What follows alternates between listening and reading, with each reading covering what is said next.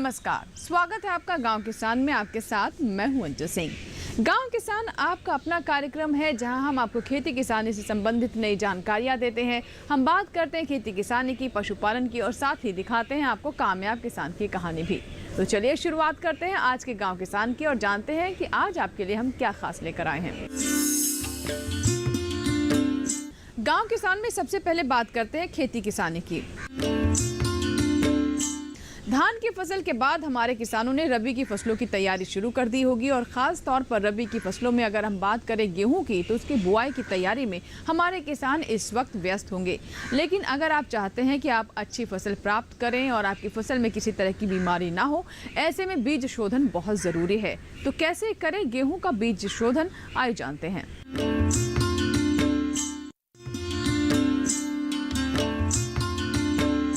धान की फसल के बाद अब रबी की फसलों में मुख्य गेहूं की बुआई के लिए किसानों ने तैयारी शुरू कर दी है। रबी की मुख्य फसल मानी जाने वाली गेहूं की बुआई 15 नवंबर के बाद ही शुरू हो जाती है और अक्टूबर से दिसंबर तक गेहूं की बुआई की जाती है। बेहतर पैदावार के लिए किसान हर कदम को सावधानी से रखता है। खेत तैयार करने से लेकर बीजोपचार तक छोटी छोटी लेकिन जरूरी चरणों पर विशेष ध्यान देता है। जैसे एक बच्चे को सही उम्र में टीकाकरण कर जीवन भर रोगों से लड़ने की सुरक्षा दी जाती है, ठीक उसी प्रकार बीजोपचार करके फसल को रोगों से सुरक्षा प्रदान की जाती है। रबी फसल की बुआई का समय है, ऐसे में किसान गेहूं के बीजों को खेतों में डालने से पहले उनका बीजोपचार अवश्य करें। इस समय रबी की फसल के बुआई का समय चल रहा है। ये जो समय है कि बुआई से पहले बीज का बीज शोधन कैसे करें किसान। अगर किसान बीज शोधन करते हैं या बीज का टीकाकरण करते हैं तो निश्चित रूप से 10 से 15% उत्पादन उसमें बढ़ जाता है। तो एक ये भी बात होती है कि बीज शोधन कैसे करें और क्यों करें। तो क्यों का मतलब ये होता है कि बीज शोधन करने से एक तो बीज में जो बीमारियां हैं, बीज की सतह पे हैं, बीज के अंदर हैं, वो बीमारियां ख़त्म होती हैं। और ये कुछ बीमारियां ऐसी, जैसे गेहूं की हम बात करें तो गेहूं में एक बीमारी आती है खुला कंडुआ, लूज स्मेट कहते हैं। तो वो जो बीमारी के कवक हैं वो बीज के अंदर छिपे होते हैं। दूसरी एक समस्या आती है कि करनाल बंट, जिसमें काले दाने दिखते हैं, वो भी इस बीज शोधन से ख़त्म हो जाता है। तीसरी समस्या आती है कि दाने के ऊपर ब्लैक रंग के स्पॉट दिखते हैं अल्टरनेरिया के, ये एक फफूंदी है। तो उससे भी अगर बीज शोधन करते हैं तो निश्चित रूप से हमारी गेहूं की फसल सुरक्षित हो जाती है। इसी तरीके से अगर हम दलहन की बात करें तो उसमें चना आता है। चने में एक उखटा की बीमारी आती है, विल्ट की समस्या आती है, पौधा पूरा सूख जाता है। तो अगर चने के बीज को भी हम बीज शोधित करते हैं तो निश्चित रूप से ऐसी बीमारियां दूर होती हैं। इसी के साथ साथ आप देखेंगे कि इसमें सरसों में एक समस्या आती है जिसे वाइट ब्लस्टर कहते हैं, तो वो भी बीज शोधन से ख़त्म होती है। तो ऐसे बीज शोधन करने से इसके बहुत फ़ायदे हैं। सबसे बड़ा फ़ायदा है कि 1 एकड़ में 100 रुपये लगा करके उसमें 1000 से 1500 रुपया उसमें प्रॉफिट हो सकता है। प्रॉफिट कैसे? एक तो उत्पादन बढ़ता है, दूसरा वो बीमारी आपके खेत में दिखती नहीं है, कोई भी उसमें दवा लगाने की जरूरत नहीं पड़ेगी, जिससे लागत किसान भाई की कम होगी। तो इस तरीके से बीज शोधन से फ़ायदे हैं कि अगर हम कम पैसा लगाएंगे, लागत कम होती है और उत्पादन अच्छा होता है।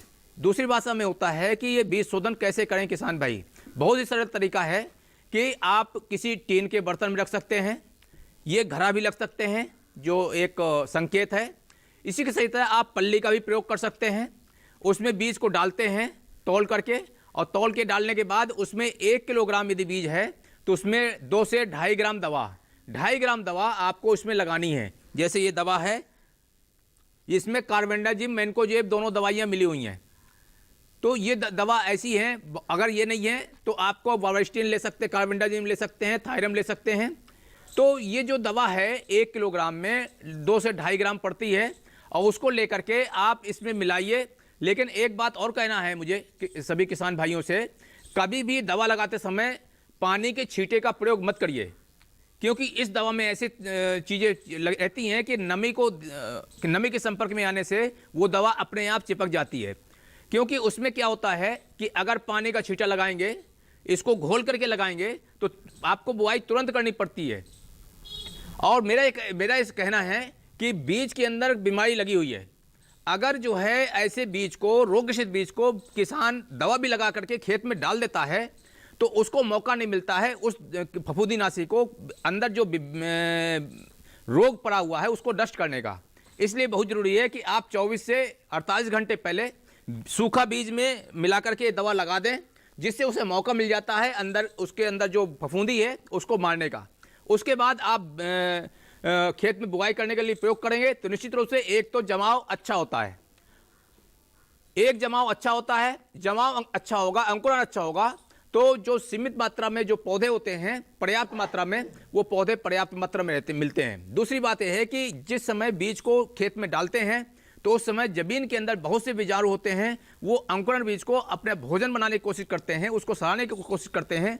अगर बीज में हमने दवा लगा दिया है तो ऐसे जो संक्रमण हैं वो भी रुकते हैं।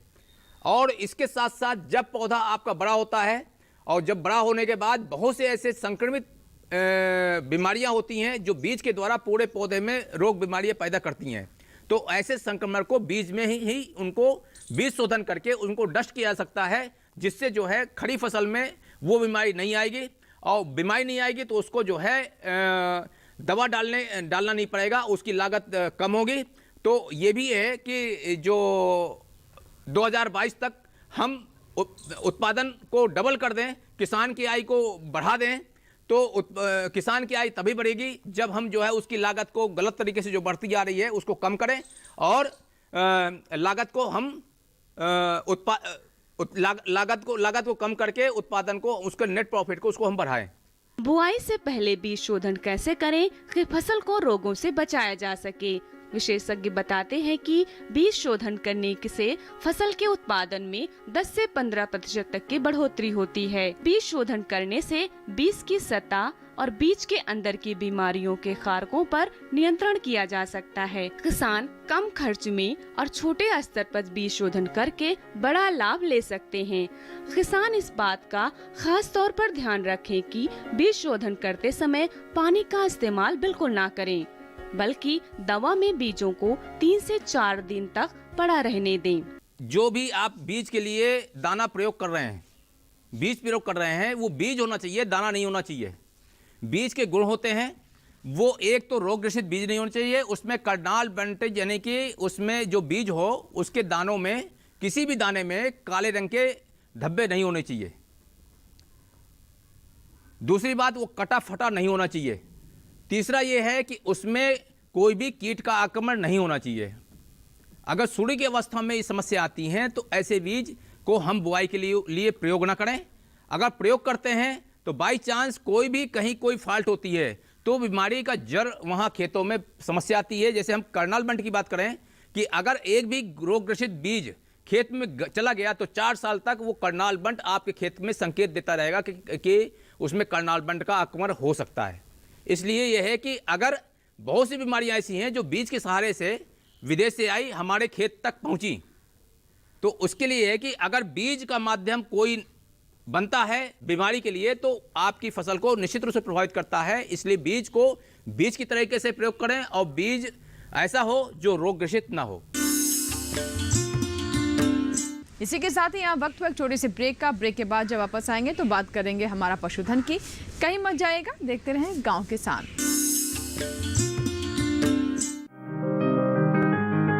बीमारियों से कैसे बचेगी फसल, मवेशियों की मुश्किलों का क्या है हल, कहां से लाएं बीज, कितनी लगेगी खाद, किसानों के हर फोन का विशेषज्ञ देंगे जवाब। देखिए हेलो किसान लाइव सोमवार से शुक्रवार शाम 6 बजे।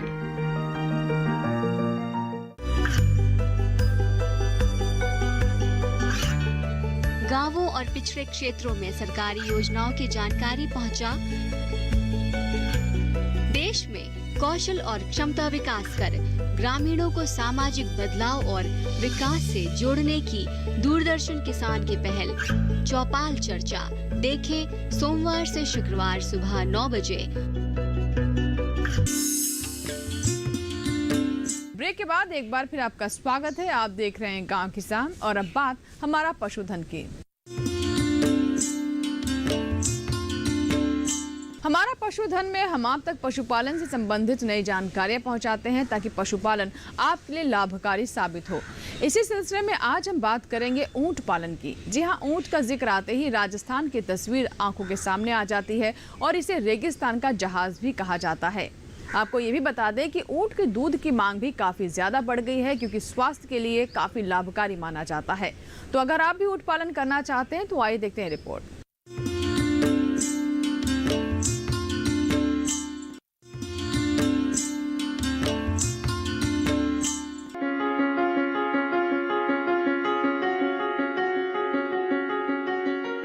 राजस्थान का नाम आता है तो ऊंट का जिक्र खुद ब खुद आ जाता है। राजस्थान में ऊंट रेतीले स्थान में आवागमन के लिए सबसे ज्यादा उपयोग किया जाता है। इसके अलावा ऊंट खेती के कार्यों में भी सहयोग करता है। ऊंट को रेगिस्तान का जहाज भी कहा जाता है। जिस तरह अन्य राज्यों में लोग भैंसों और गायों को पालते हैं, उसी तरह से ही राजस्थान में ऊंट को पाला जाता है। इससे मिलने वाला दूध सेहत के लिए बेहद फायदेमंद होता है। हालांकि अब ऊंट देश के अन्य हिस्सों में भी देखा जा सकता है। क्या है ऊंट पालन और कैसे कर सकते हैं, आइए जानते हैं। हमारे देश में 2 तरह के ऊंट पाए जाते हैं, 2 कुबड़िए ऊंट और 1 कुबड़िए ऊंट। 2 कुबड़िए ऊंटों की संख्या हमारे यहाँ काफी कम है, जबकि 2 कुबड़िए ऊंट करीब 5 लाख की संख्या में हैं, जो मुख्य रूप से भारत के उत्तर पश्चिमी शुष्क व अर्ध शुष्क भाग के सीमांत राज्यों राजस्थान, गुजरात और हरियाणा में पाए जाते हैं। हमारे देश में मुख्य रूप से 9 से अधिक ऊंट की प्रजातियां मौजूद हैं, जो कि भारत के विभिन्न राज्यों में पाई जाती हैं। पशुगणना के ताजे आंकड़े बताते हैं कि ऊंटों की संख्या में कमी आई है। आंकड़ों के मुताबिक देश में ऊंटों की संख्या 37% से घटकर 2,50,000 ही रह गई है। ये घटे हुए आंकड़े बताते हैं कि ऊंटों की संख्या में इजाफा करने के लिए सख्त कदम उठाने की जरूरत है। यही वजह है कि अब हर राज्य में ऊंट पालन को आगे बढ़ाने के लिए सरकार नई नई योजनाएं बना रही है। इसके साथ ही ऊंट पालकों को अनुदान भी दिया जा रहा है। राष्ट्रीय ऊंट अनुसंधान केंद्र बीकानेर के तहत ऊंटों के प्रजनन को आगे बढ़ाने के लिए कई योजनाएं बनाई जा रही हैं और इनको बचाने के लिए सरकार सोशल मीडिया कैंपेन, प्रदर्शनी, डॉक्यूमेंट्री आदि के माध्यम से लोगों में जागरूकता भी ला रही है। राष्ट्रीय ऊंट अनुसंधान केंद्र बीकानेर को प्रमुख पर्यटन स्थल के रूप में जाना जाता है। पर्यटक इस केंद्र में विभिन्न नस्लों के ऊँटों व उनकी आदतों को अनुभव कर सकते हैं। ऊंट संग्रहालय में पर्यटकों का भ्रमण उन्हें रेगिस्तानी परिस्थिति के तंत्र के ऊंट की विकास यात्रा और अनुसंधान विषयक जानकारी देता है। केंद्र में ऊंट सवारी, सफारी, वीडियो व फोटोग्राफी करने की सुविधाएं भी मिलती हैं। इसके अलावा ऊंट मिल्क पार्लर भी विशेष आकर्षण का केंद्र है। यहाँ ऊंट के दूध से बने उत्पादों को लिया जा सकता है। ऊंट पालन के लिए अच्छी नस्लों का चयन करें, जरूरत और स्थान विशेष के हिसाब से। साथ ही राज्य सरकार के पशुपालन विभाग में रजिस्ट्रेशन करवाना बहुत जरूरी है। इसके बाद ही सरकार से पशुपालक को वित्तीय सहायता मिलती है। साथ ही ऊंट के दूध को सही कीमत बेचकर पशुपालक बेहतर लाभ कमा सकते हैं। सिर्फ दूध की बात की जाए तो इससे मिलने वाला दूध करीब 400 रुपए प्रति लीटर के हिसाब से बिकता है, जबकि इनके खान पान पर कुछ खास व्यय नहीं करना पड़ता। ऊँटों को कुल मिश्रित राशन का 50% मूंगफली चारा, ग्वार और भूसा दिया जाना चाहिए। स्थानीय घास लाना के बीज से प्रोटीन की पूर्ति की जा सकती है। इसके अलावा मक्का, जई, बाजरा, जौ, बिनोला, गेहूं का चोकर और नमक भी देना चाहिए। गाभिन ऊँटों की अंतिम तिमाही में खुराक में 9.5% रुक्ष, प्रोटीन और 50% मिश्रित आहार देना चाहिए। इसके अलावा प्रतिदिन 20 से 40 लीटर साफ पानी देना चाहिए। साथ ही रोगों से बचाव के लिए समय समय पर पशु चिकित्सक से सलाह लेते रहना चाहिए।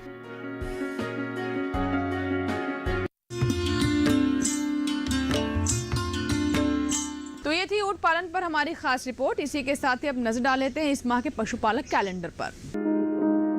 पशुपालक कैलेंडर नवंबर माह में ध्यान देने वाली बातें। इस माह में तापक्रम अचानक कम होने की स्थिति में पशुओं को सर्दी से बचाव के उपाय करें। रात में पशुओं को खुले में ना बांधें। मुंह पका खुरपका रोग, गलघोटू रोग या फटकिया रोग के टीके यदि अभी भी नहीं लगवाए हो तो कृपया समय रहते टीके लगवा लें। थनैला रोग से बचाव के उपाय करें। पशुओं को लवण मिश्रण निर्धारित मात्रा में दाने या पाटे में मिला कर दें। बरसीम व रिचका की बिजाई माह के मध्य तक अवश्य पूरी कर लें।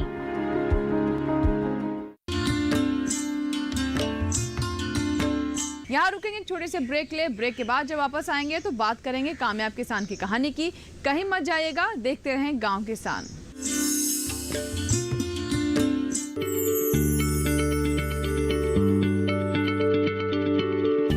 क्या आप किसी बीमारी से परेशान हैं?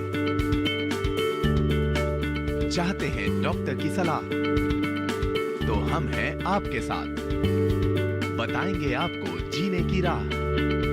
समस्याएं आपकी, समाधान देश के मशहूर विशेषज्ञों के। घर बैठे बात करें देश के जाने माने डॉक्टरों से।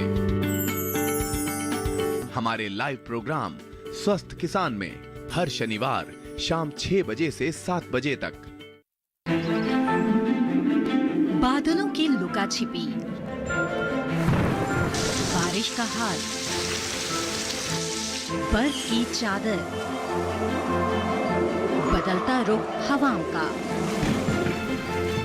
और मौसम के लिहाज से कैसे करें खेती, और भी बहुत कुछ। मौसम खबर लाइव रोजाना सुबह 8:30 पर, शाम 5 बजे और 7:30 पर।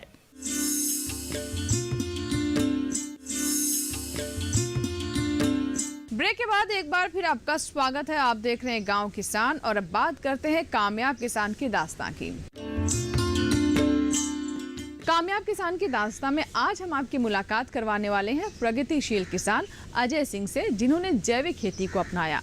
जी हाँ, वो समझ चुके हैं कि आज का दौर जैविक खेती का दौर है, क्योंकि रसायनों के इस्तेमाल से न सिर्फ मिट्टी की गुणवत्ता प्रभावित होती है बल्कि ऐसी फसलें हमारे स्वास्थ्य के लिए भी हानिकारक होती हैं।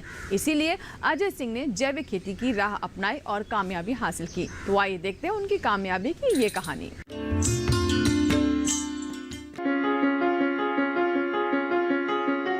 युवा जागरूक हो रहा है। पर्यावरण में हो रहे बदलाव युवाओं का ध्यान खींच रहे हैं। यही वजह है कि कई युवा उच्च शिक्षा लेने के बाद और बड़ी बड़ी कंपनियों की नौकरी छोड़ कृषि की तरफ रुख कर रहे हैं। ऐसे ही एक किसान है उत्तर प्रदेश गोरखपुर के अजय सिंह। अजय सिंह पिछले 4 साल से जैविक खेती कर रहे हैं। इन्हीं 4 सालों के पहले अजय के मन में कृषि से जुड़ने का कोई इरादा नहीं था, लेकिन आए दिन रासायनिक खाद के प्रयोग और उससे होने वाले दुष्परिणामों ने अजय को खेती की तरफ मोड़ दिया। MBA करने के बाद अजय ने कई कंपनियों में अच्छे पद पर रहते हुए काम किया, लेकिन 2016 में किसानों की दशा को देखते हुए अजय ने जैविक खेती का मन बनाया। इस समय अजय 1 एकड़ में जैविक खेती कर रहे हैं। अजय के खेतों में होने वाले उत्पादों की बिक्री भी वो यहीं से कर रहे हैं। इस दौरान वो देसी किस्मों की पैदावार लेते हैं। उनके खेत में होने वाले इन देसी उत्पादों की बाजार में अच्छी मांग रहती है, जिससे अजय को अन्य की तुलना में लगभग दोगुने का मुनाफा होता है। एग्रीकल्चर की तरफ मेरा आकर्षण 2016 में हुआ। 2016 में कुछ इंसिडेंट्स ऐसे हुए, कुछ न्यूज़ मैंने सुना मध्य प्रदेश के किसानों की, सो बड़ा मुझे आहत हुआ मैं उन चीज़ों को लेके कि जो हमारा अन्नदाता है वो कहीं ना कहीं से आत्महत्या कर रहा है, सुसाइड कर रहा है। सो वो एक इंस्टेंट पॉइंट था और वहाँ से मैं पूरा मोल्ड आउट हो गया। मैंने रिज़ाइन करा और सीधा चलाया कि नहीं जी अब तो खेती ही करनी है।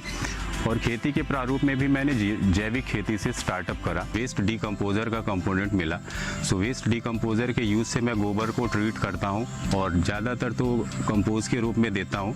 उसके साथ साथ बकरी का गोबर है जिसमें गौमूत्र के साथ मिला के हम अपने NPK के कॉम्बिनेशन को बैलेंस कर सकते हैं। नीम की खली है जिसको हम वेस्ट के रूप में यूज़ करते हैं।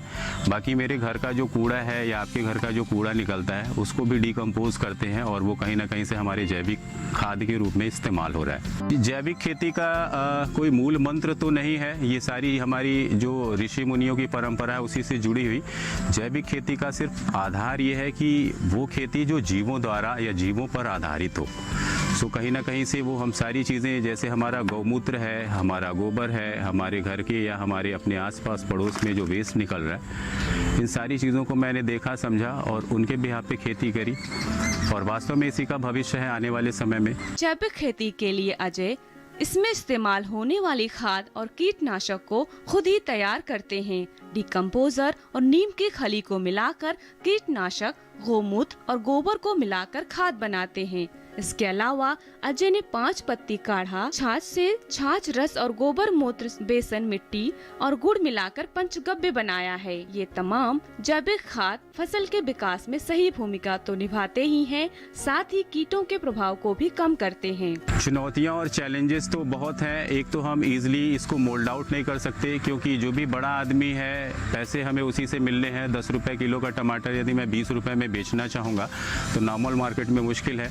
तो पहला चैलेंज तो हमारे लिए मार्केट है क्योंकि गवर्नमेंट की भी तरफ से अभी कोई ऐसा स्पेसिफिक हमारे पास रिसोर्स नहीं है या कोई ऐसा प्लेस नहीं है जहाँ पे जैविक जाके हम। दूसरी चीज़ क्या है कि 100 में से 95% किसान हमारा कहीं ना कहीं से इलिटरेट है, पढ़ा लिखा कम है। सर्टिफिकेशन हर एक चीज़ में आपको चाहिए तो वो एक लेंथी प्रोसेस है। सो ये मेरा मुख्य चैलेंज है, बट उसको भी मैं चैलेंज नहीं मानता। यदि 1000 किसान मेरे साथ जुड़ा होगा तो मैं कहीं ना कहीं स्टॉल खोल लूँगा, कहीं ना कहीं मार्केट में अपना प्लेस बना लूँगा ताकि उनको एक जगह इकट्ठा कर सकूँ और उनके प्रोडक्ट की रिस्पॉन्सिबिलिटी ले सकूँ, उनके बेचने की, उनको पैदा करने की। और एक जैविक की तरफ रुझान हुआ कि नहीं जी कुछ ना कुछ विष मुक्त ही करना है, कुछ ऐसा करना है भविष्य में ताकि आने वाली हमारी पीढ़ी भी सुरक्षित हो और हमारे जीवन शैली जो है उसमें भी सुधार हो, जिसके लिए कार्यरत रहा और करीब 3 साल लगा दिए मैंने ये छोटा सा लर्निंग सेंटर बनाने में। और आज बहुत प्रसन्नता और खुशी होती है कि नहीं जी मेरे इस काम से इंस्पायर्ड होकर बहुत सारे लोग हैं। और आज तो आप देखेंगे कि पूरा विश्व इस कोविड-19 के इम्पैक्ट में अब जैविक जैविक जैविक चिल्ला रहा है और वास्तव में यही हमारा भविष्य है। आने वाले समय में यदि मेरा बच्चा या आपके बच्चों का भविष्य सुरक्षित होगा तो वो मेरा सबसे बड़ा अचीवमेंट होगा। बाकी दूसरी तरफ कंपोनेंट्स में ज़्यादातर लोग फोकस लेते हैं नहीं जी पैसा कैसे बढ़ेगा। तो यदि आज ही डेट में 3 साल के अंदर यदि 1000 किसान मेरे से जुड़ा है तो इसका भविष्य बहुत तगड़ा है। इस प्रोसेस पे यदि मैं किसानों को सस्त कर लूँगा, उनको जैविक खेती की तरफ आकर्षित कर लूँगा तो कहीं ना कहीं मैन्युफैक्चरिंग यूनिट में डालूंगा, फिर सोचूंगा अपने प्रॉफिट एंड लॉस के बारे में। अभी तो सिर्फ एक फोकस है नहीं जी बेस्ट से बेस्ट करना है ताकि हमारी पृथ्वी और आने वाला भविष्य सुरक्षित हो, हमारे बच्चे सुरक्षित हों जी। उनके खेतों में फल सब्जियों के अलावा फूलों के पौधे भी मिल जाएंगे, लेकिन ये सब इतना आसान न था। शुरुआत में अजय को कई मुश्किलों का सामना करना पड़ा, लेकिन कई बार की असफलता ने उन्हें सफलता की दहलीज पर ला खड़ा किया। आज उनके उत्पाद बड़ी आसानी से खरीदे जाते हैं क्योंकि जैविक रूप से तैयार उपज की गुणवत्ता और स्वाद में बहुत अंतर होता है, जिसकी बाजार में अच्छी खासी कीमत मिलती है। अजय ने अपने इस जैविक मिशन में कई किसानों को जोड़ रखा है ताकि ज्यादा से ज्यादा जैविक उत्पाद बाजार में आए और लोगों को बेहतर स्वास्थ्य मिल सके। वे मानते हैं कि जैविक कृषि की तरफ विकास की भी कई गुंजाइशें हैं, बस जरूरत है लोगों को जागरूक करने की। अजय सिंह जैसे बाकी किसान और युवा अगर ठान ले तो हमारे देश में पूरी तरफ से जैविक फसलें ही ली जा सकती हैं और इससे स्वास्थ्य ही नहीं पर्यावरण को भी सुरक्षित किया जा सकता है।